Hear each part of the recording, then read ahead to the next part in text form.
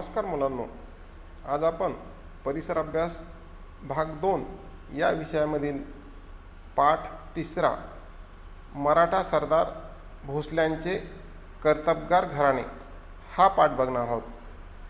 तर लक्ष द्या मुलांनो, पान नंबर 8 वरील धामधुमीचा काळ. संतांनी लोकांच्या मनात भक्तिभाव निर्माण केला तर शूर मराठा सरदारांनी महाराष्ट्रात शौर्याची परंपरा निर्माण केली. तो काळच मोठा धामधुमीचा होता. विजापूरचा आदिलशहा आणि अहमदनगरचा निजामशहा या सुलतानामध्ये महाराष्ट्रात नेहमी लढाया होत. लढाईसाठी त्यांना फौज लागे या कामी ते मराठा सरदारांचा उपयोग करून घेत. तर ज्यावेळेला अशा प्रकारे महाराष्ट्रात अंधाधुंदी माजलेली होती, अशा प्रकारचा जो काळ होता, त्यावेळेला संतांनी लोकांच्या मनात एक प्रकारचा देशभक्तिभाव, त्याचबरोबर लोकांच्या मनात देशाबद्दल व स्वतःमध्ये एक आत्मविश्वास निर्माण करण्यासाठी, भक्तिभाव निर्माण करण्यासाठी संतांनी कार्य केलेले आहे. आणि त्याचबरोबर जे मराठा सरदार होते यांनी महाराष्ट्रात एक प्रकारची शूरवीर अशा प्रकारची शौर्याची परंपरा निर्माण केलेली होती. आणि अशा प्रकारचा हा धामधुमीचा काळ असताना त्यामध्ये आदिलशहा आणि अहमदनगरचा निजामशहा हे दोन आपसामध्ये त्यांच्या सत्तेसाठी सतत एकमेकांशी लढाया करत होते.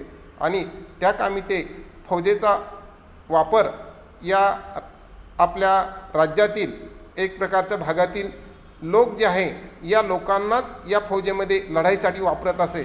म्हणजे हे यांच्या जीवाला कुठलाही धोका न होता हे एक प्रकारचं याच लोकांचं नुकसान सर्व प्रकारे करत होते. त्यानंतर बघूया शूर मराठा सरदार. मराठे काटक व शूर होते, तसेच ते धाडसी होते, स्वामिनिष्ठ होते. लढाईवर मोठमोठे पराक्रम गाजवण्यात त्यांना मोठा अभिमान वाटे. हातात भाला, कमरेला तलवार असे धाडसी मराठा जवान घोड्यावर मांड घालून सरदारांच्या फौजेत दाखल होत. मराठे सरदार फौजबंद असत. कोणताही फौजबंद मराठा सरदार सुलतानाकडे गेला की सुलतान त्याला आपल्या चाकरीस ठेवी, त्याला सरदारकी देई, कधीकधी जहागिरी देई. जहागिरी मिळालेले सरदार स्वतःला आपल्या जहागिरीचे राजे समजत.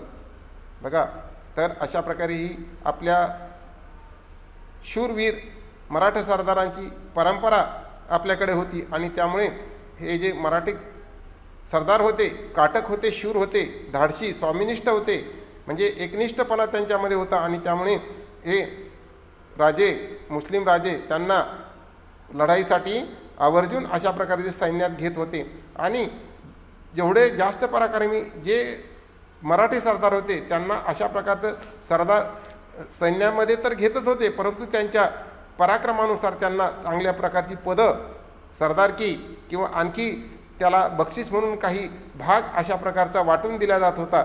म्हणजे हातात भाला, कमरेला तलवार अशा प्रकारचा हा मराठा जवान घोड्यावर मांड घालून सरदारांच्या फौजेत सामील होत होता.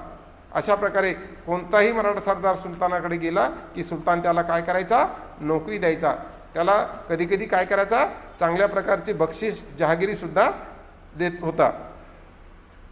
आणि जी जहागिरी मिळालेले सरदार होते ते मग काय समजायचे, आपल्याला जी जहागिरी मिळालेली त्या जहागिरीचे एक प्रकारचे ते स्वतःला राजे समजत. विजापूर व अहमदनगर येथील सुलतानांच्या पदरी अनेक मोठमोठे सरदार होते. त्यात सिंदखेडचे जाधव, फलटणचे निंबाळकर, मुधोळचे घोरपडे, जावळीचे मोरे, वेरूळचे भोसले हे प्रमुख होते.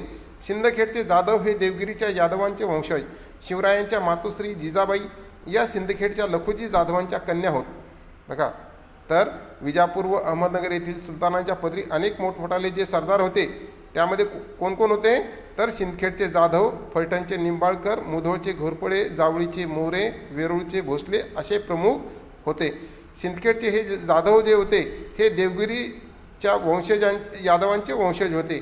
शिवरायांच्या मातोश्री जिजाबाई या कुठल्या, सिंदखेडच्याच, त्या लखुजी जाधवांच्या कन्या होत. त्यानंतर बघूया शौर्याची परंपरा. हे सारे सरदार शूरवीर होते, पण त्यांच्यापैकी अनेकांचे आपापसात हाडवैर असे. स्वकीयासाठी एक होऊन काहीतरी करावे अशी दृष्टी त्यांना नव्हती. त्यामुळे त्यांचे शौर्य त्यावेळी परक्यांच्या उपयोगी पडत असे. पण असे असले तरी महाराष्ट्रातील हजारो तरुणांना त्यांनी पराक्रमाची गोडी लावली. त्यांनी अनेक पराक्रमी वीर निर्माण केले. मराठे सरदारांनी महाराष्ट्रात शौर्य जिवंत ठेवले. महाराष्ट्रातील शूर घराण्यापैकी वेरूळचे भोसले घराणे मोठे पराक्रमी निघाले. बघा, तर अशा प्रकारचे हे शूरवीर सरदार होते. पण त्यांच्यापैकी अनेकांचं आपापसात पटत होतं का? नाही. त्यांच्यामध्ये कट्टर अशा प्रकारचे एकमेकांमध्ये हार्डवेअर दुश्मनकी असे आणि स्वकीयासाठी एक होऊन काहीतरी करावं अशी दृष्टी, अशी एकी, अशी भावना त्यांच्यामध्ये नव्हती. का? त्यांची एकमेकात पटत नसल्यामुळे. त्यामुळे त्यांचं शौर्य त्यावेळी स्वतःच्या कामी येत होतं का? त्यांचं नाही. तर ते कुणाच्या कामी येत होतं? परकीयांच्या कामी येत होतं, परकीयांच्या उपयोगी पडत होतं. आणि परकीयसुद्धा अशा प्रकारचे हे मुस्लिम राजे त्यांचं एक प्रकारचं उपयोग करून घेत होते. पण असं असलं तरी महाराष्ट्रातील हजारो तरुणांना त्यांनी मात्र कशाची गोडी लावली? पराक्रमाची, शौर्याची. अशा प्रकारची त्यांनी या जनतेला, या लोकांना गोडी लावली. त्यांनी अनेक पराक्रमी वीर निर्माण केले. मराठी सरदारांनी महाराष्ट्रात शौर्य जिवंत ठेवले. महाराष्ट्रातील शूर घराण्यापैकी वेरूळचे भोसले घराणे मोठे पराक्रमी निघाले. घृष्णेश्वराचे मंदिर. सुमारे 400 वर्षापूर्वीची गोष्ट. वेरूळच्या लेण्याजवळील घृष्णेश्वराचे सुंदर मंदिर मोडकळीस आले होते. त्यांच्या भिंतींना भेगा पडल्या होत्या. मंदिरातील पुजारीही मंदिर सोडून निघून गेला होता. एवढे महान दैवत, पण कोण अवकाळा आली होती त्या मंदिरावर. त्या मंदिराकडे पाहून भक्तांना हळहळ वाटे. येणारे जाणारेही हळहळत उसासे सोडत, पण त्यांच्या दुरुस्तीचा विचार कोण करत नसे. बघा, तर अशा प्रकारचं हे घृष्णेश्वर मंदिर आपल्या जवळच आहे. माहिती आहे की तुम्हाला? औरंगाबाद जवळच आहे हे मंदिर घृष्णेश्वराचं. तर अशा प्रकारचं हे त्या काळी सुमारे 400 वर्षापूर्वीची गोष्ट. त्यावेळी वेरूळच्या लेण्याजवळील घृष्णेश्वराचं हे जे मंदिर होतं खूप मोडकळीस आलेलं होतं. एक प्रकारचं भग्न अवस्थेत होतं. आणि त्यांच्या भिंतीला सुद्धा काय झालेल्या होत्या? तडा पडलेल्या होत्या. मंदिरातील पुजारीही मंदिर सोडून निघून गेलेला होता. कारण लोकांच्या मनात, म्हणजे पुजारी म्हणा किंवा लोकांच्या मनात एक प्रकारची भीती होती. लोकांना आपल्या धर्मानुसार वागता येत नव्हतं. कारण हे मुस्लिम राजांचा एवढा धाक होता या भागामध्ये की लोकांना आपल्या धर्माच्या नुसार आचरणही करता येत नव्हतं. एवढे महान दैवत, पण अशा प्रकारची ही अवकाळा आलेली होती. आणि त्या मंदिराकडे पाहून भक्तांना काय वाटे? हळहळ वाटे, दुःख वाटे. येणारे जाणारेही हळहळत, उसासे सोडत, पण त्यांच्या दुरुस्तीचा विचार मात्र कोणीही करत नसे. त्या पडक्या मंदिरात एक शिवभक्त नित्य नियमाने येत असे. शिवाच्या पिंडीवर बेलफूल वाहत असे. हात जोडून आपल्या मनातले शिवलिंगा श्री शिवाला सांगत असे. एक दिवस त्याने गडी माणसे आणली. मंदिराच्या पडक्या भिंती नीट केल्या. मंदिराची सारी व्यवस्था लावली. घृष्णेश्वराचा जीर्णोद्धार केला. मंदिराच्या आत बाहेर दिवे लावले. घृष्णेश्वराचे गेलेले वैभव पुढील पानावर बघूया.